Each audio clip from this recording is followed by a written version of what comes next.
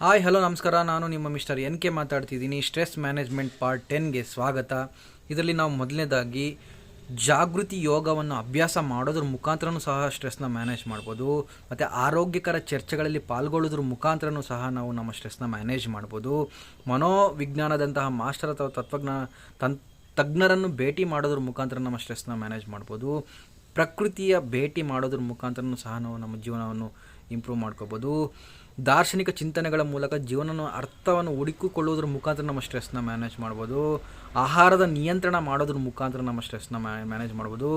ಮೆದುಳಿಗೆ ಸಂಬಂಧಪಟ್ಟಂಥ ಆಟಗಳನ್ನು ಆಡೋದ್ರ ಮುಖಾಂತರ, ಮನೋವಿಜ್ಞಾನಿಗಳನ್ನು ಭೇಟಿ ಮಾಡೋದ್ರ ಮುಖಾಂತರ, ಆಯುರ್ವೇದ ಮಸಾಜ್ ಮಾಡಿಸ್ಕೊಳ್ಳೋದ್ರ ಮುಖಾಂತರ, ಜ್ಞಾನವನ್ನು ಹೆಚ್ಚಿಸ್ಕೊಳ್ಳೋದ್ರ ಮುಖಾಂತರನೂ ಸಹ ನಮ್ಮ ಸ್ಟ್ರೆಸ್ನ ನಾವು ಮ್ಯಾನೇಜ್ ಮಾಡ್ಬೋದು. ಒಟ್ಟಿನಲ್ಲಿ ಸ್ಟ್ರೆಸ್ ಮ್ಯಾನೇಜಬಲ್, ಯಾವುದೇ ಕಾರಣಕ್ಕೂ ಸ್ಟ್ರೆಸ್ ಅನ್ಮ್ಯಾನೇಜಬಲ್ ಅಲ್ಲ.